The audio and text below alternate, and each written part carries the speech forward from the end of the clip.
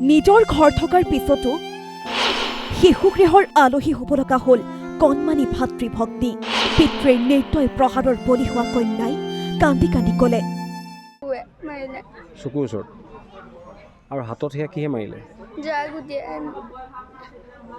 তুমি সেইটো কাৰণে ঘৰলৈ যাবলৈ ভয় কৰা নেকি? কেলৈ ভয় কৰা? দেউতাৰ লগত থাকিবা নাই তুমি?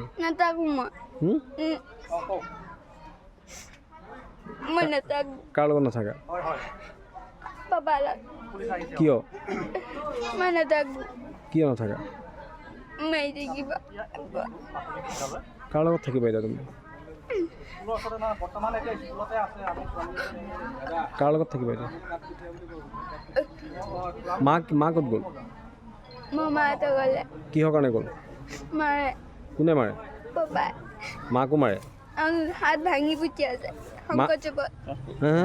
শংকৰদেৱত হাত ভাঙি পুতিয়া যায়। কাৰ? কোনে মাৰে মাক? পাপা।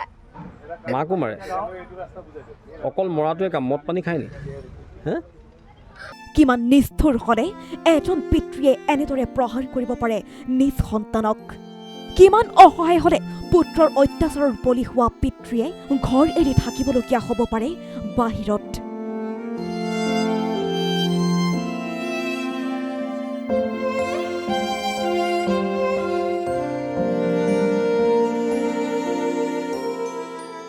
ভাবিবলৈ টান লাগিলেও কিন্তু এয়াই সঁচা।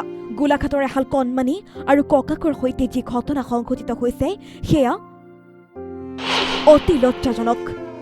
অভিযোগ অনুসৰি গোলাঘাটৰ কাঠকটীয়া গাঁৱৰ ৰমেন বৰা নামৰ লোকজনৰ নিৰ্মম অত্যাচাৰৰ বলি হ'বলগীয়া হৈছে দুটি কণমানি সন্তানৰ লগতে বৃদ্ধ পিতৃ।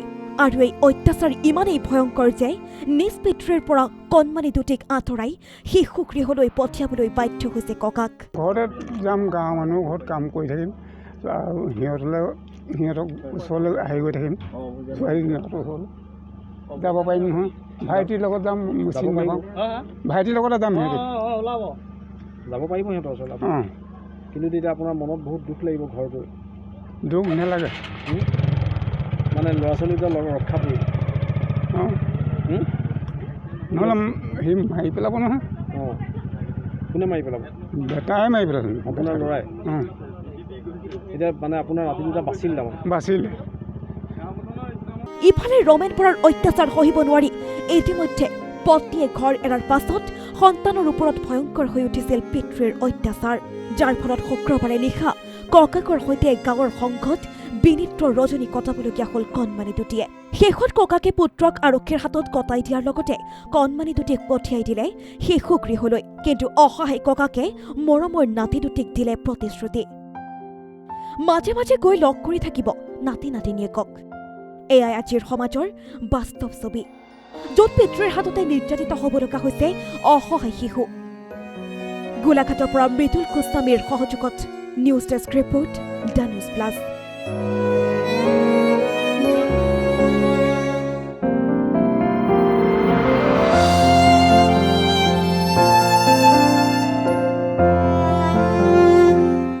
যিকোনো খবৰৰ বাবে যোগাযোগ কৰক 7099017330 অথবা 7099017990।